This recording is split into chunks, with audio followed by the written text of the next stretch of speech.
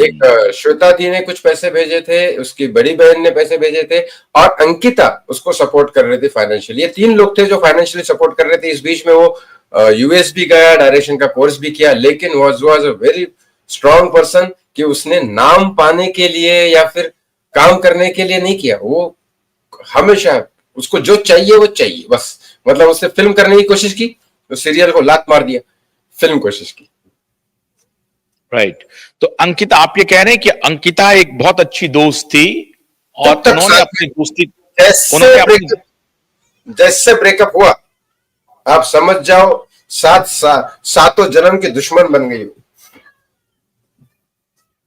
Breakup होने के बाद तब तक तो बहुत अच्छे। अच्छा, ब्रेकअप होने के बाद उनकी दूसरी गर्लफ्रेंड कौन थी? गर्लफ्रेंड नहीं बोलूंगा, एक्चुअली देखो क्या होता है, मैं आपको एक बात बताता हूँ। फिल्म इंडस्ट्री है, रिश्ते होते हैं, प्यार मोहब्बत होता है, सब कुछ है। उसके बाद कृति सैनन थी, सारा अली खान के साथ भी नाम आया, जो आज सारा अली खान बोल रही है कि नहीं मेरा कोई रिश्ता था ही नहीं सुशांत के साथ, बल्कि ये बहुत बड़ा झूठ है जो बोल रही है। वो रिश्ता था उसका, लेकिन वो झूठ है। आज बोलती है सारा कि नहीं मेरे साथ कोई रिश्ता नहीं था, ऐसा नहीं है। और उसके बाद लास्टली रिया चक्रवर्ती। नहीं, रिया पर तो अभी हम आएंगे मैं उसके बीच की बात में कह रहा हूं कि जब अंकिता से संबंध खत्म हुआ तो बाहर जो बातें हैं, आपको शायद अंदर की बात जानकारी होगी ना। तो बाहर तो बहुत सारे लोग जानते हैं कि ये है ये है ये है, लेकिन आप अंदर की बात बता रहे हैं। तो अंकिता से जब रिश्ता खत्म हुआ तो जो दूसरी गर्लफ्रेंड आई उसमें आप एक कह रहे हैं कि सारा अली खान झूठ बोल रही है और दूसरी कृति सेनन के भी बारे में आप बोल रहे हैं। नहीं, कृति सेनन थी, लेकिन कृति सेनन मैं पूरी की पूरी सुशांत की लाइफ में अगर कोई अच्छी लड़की है तो मैं बोलूंगा कृति सेनन, क्योंकि वो बेचारे आई, उनके दोनों साथ में मिले, दोनों साथ में रहे, उसके बाद आपस में प्यार मोहब्बत से अलग हुए और उसके बाद एक दूसरे के साथ दुश्मनी नहीं की। कृति के साथ जो उनका रिश्ता था, कृति ने, हाँ, अलग होने के बाद भी उन्होंने कोई दुश्मनी नहीं की, बातें करते थे, नॉर्मल, म्यूचुअल ब्रेकअप हुआ। हाँ, और इनफैक्ट एक कृति ही थी जो लड़की थी जो लोग बोलते हैं बॉलीवुड से कोई आवाज नहीं उठाई। बॉलीवुड में से कृति ने आवाज उठाई थी कि सीबीआई फॉर एसएसआर, कृति ने ट्वीट किया था। Very good. अच्छा, अब ये रिया चक्रवर्ती कैसे आ गई सीन में? रिया कहां से आई? ये तो आपको एक बात बताऊं, मेरे 6 सितंबर को मेरी लास्ट बात हुई उसके बाद, लेकिन उसका जो लास्ट नंबर था 2000, मैंने कई बार डाला अपने इंस्टाग्राम पे कि ये उसका लास्ट नंबर है, तो उस पे मैंने लास्ट मैसेज भी किया था, वो भी मैंने डाला है कि क्या बात हुई। तो जैसे उसने बोला सिद्धार्थ पिठानी ने मुझे कि नहीं Sushant is not available, I am his manager, मतलब मैनेजर से थोड़ी बात करूंगा मैं इसका दोस्त हूँ, तो फिर मैंने बात नहीं की उसके साथ, क्योंकि मैनेजर से थोड़ी बात करूंगा, सबसे पुराना दोस्त हूँ, और फिर अब मैनेजर के बाद नंबर जाएगा तो फिर मुझे कहा उसका नंबर दे दो, तो उसने रिजेक्ट कर दिया। तो नहीं, जैसे आपने कहा कि 5 बजे सुशांत की ट्रेन मुंबई पहुंची और 7 बजे आपसे मुलाकात हो गई। जी, 5 बजे जी, मैं सिर्फ आपको एक रेफरेंस दे रहा हूं कि 5 बजे ट्रेन पहुंची, 7 बजे, मतलब आप कहने का मतलब है कि पहले दोस्त थे आप जो सुशांत से मिले और फिर उनका रिश्ता 2019 तक रहा। तो आपको तो सब मालूम होगा कि साहब सुशांत कहां पर है, क्या कर रहा है। ठीक है, ऑफ एंड ऑन बातचीत हो रही होगी, रेगुलर बातचीत नहीं हो रही होगी, लेकिन 2 महीने, 4 महीने, 5 महीने, 6 महीने पर तो जरूर। 2 महीने 4 महीने नहीं सर, 8 दिन में एक बार बात होती ही थी, मतलब टॉकिंग पे नहीं, भले बात नहीं, लेकिन व्हाट्सएप पे तो होती थी। 8 दिन में बात होती ही थी व्हाट्सएप पे ही क्यों ना हो, लेकिन होती थी। अच्छा, तो सितंबर, आपने 6 सितंबर की बात की, तो 6 सितंबर के पहले भी आप बातचीत में थे? बिल्कुल था, मैं मैसेज करता रहता था और वो भी मैसेज में रिप्लाई करता था। ऑफ कोर्स वो बिजी था, लेकिन वो 15-20 मिनट में रिप्लाई कर देता था। तो 6 सितंबर को जब उसके मैनेजर ने कहा कि he is not available, I am his manager. 6 सितंबर को नहीं सर, 6 सितंबर को मेरी बात हुई प्रॉपरली फोन पे। वो इसलिए हुई क्योंकि मैंने ट्विटर पे वो पोस्ट देखा, किसी ने कहा कि हमें आपकी पिक्चर नहीं देखनी, तो मैं बहुत ज्यादा छिछोरे वाली, तो उसके बाद क्योंकि उसी दिन रिलीज हुई थी, तो मैंने उसको कहा कि तू बेफिक्र रहे, तेरी पिक्चर सुपर हिट है, क्योंकि मैं देख के आया था और वो पिक्चर वैसे ही ब्लॉकबस्टर हो गई।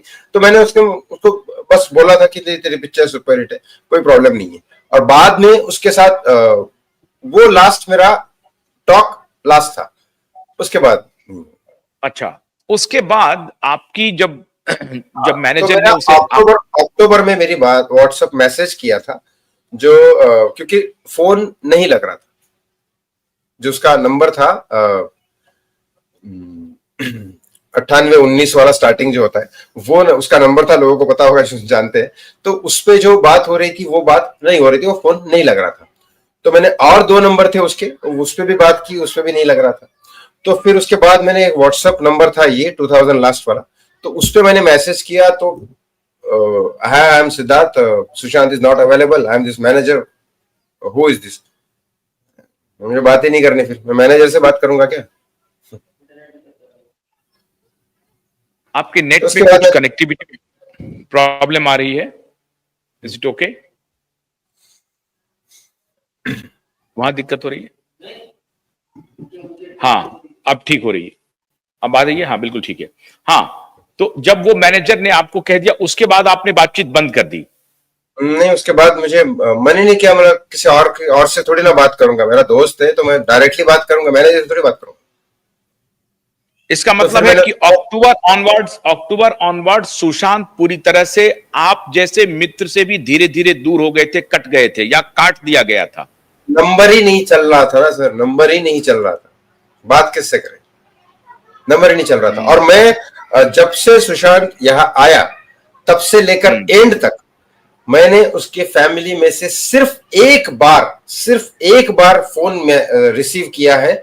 वो उसकी बड़ी बहन का फोन था, क्योंकि वो मेरे घर पे सो रहा था और उसकी बड़ी बहन परेशान थी कि उसने वो राजेश जो था, उससे जहां पे घर पे रहता था, उससे मेरा नंबर लिया और उसने मुझे फोन किया था कि सुशांत का फोन बंद आ रहा है, क्योंकि वो बिल्कुल ही फोन वगैरह में इंटरेस्टेड नहीं था, वो छोटा सा फोन रखता था, जबकि एंड्रॉयड आ चुके थे उस समय, 2014-15 की बात है। तो वो मेरे घर पे था, तो उसने मुझे फोन किया था, उसकी बड़ी बहन ने। एक ही बार मेरी उसके सुशांत के मरने के पहले, उसकी हत्या के पहले एक ही बार बात हुई थी बस। उसके बाद कभी बात नहीं हुई उसके फैमिली से। उसके जाने के बाद बहुत बार बातें हुई, अभी भी होती है, लेकिन पहले नहीं, क्योंकि वो कभी भी फैमिली से कहीं ऐसी बात करता नहीं था, फैमिली से रिलेटेड कभी। लेकिन ये एक बात है कि छोटी मोटी चीजें भी, ये मैंने आपको भी बताया फोन पे, छोटी मोटी चीजें, जितनी भी छोटी चीज क्यों ना हो, वो अपने बड़े चीजा को जरूर बोलता था, अपने फैमिली को बताते थे वो। तो बिल्कुल रिया से जो उनकी मुलाकात हुई थी, वो कब हुई थी, किस साल हुई थी?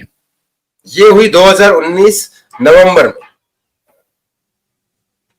2019 नवंबर में?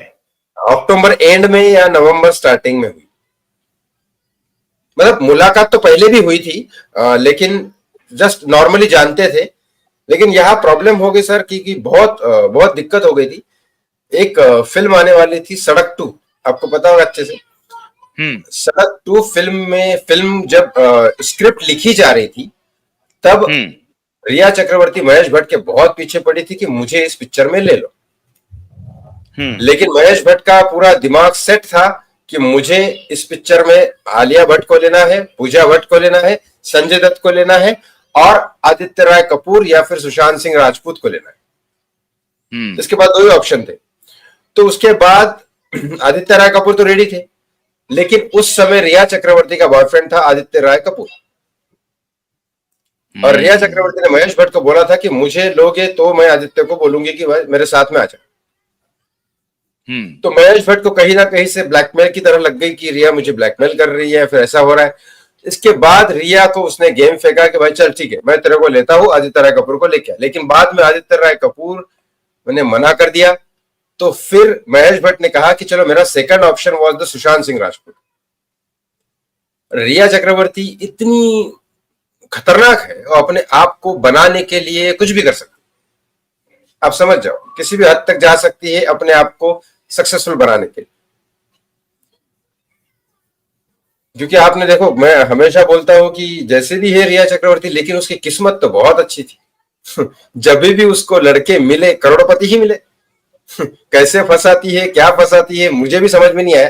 पहला उसका बॉयफ्रेंड रेडियो जॉकी का मेन करोड़पति आदमी, दूसरा उसका बॉयफ्रेंड आदित्य रॉय कपूर, तीसरा उसका बॉयफ्रेंड सुशांत सिंह राजपूत, और आज की डेट में निखिल कामत 800 करोड़ की प्रॉपर्टी का टर्नओवर है।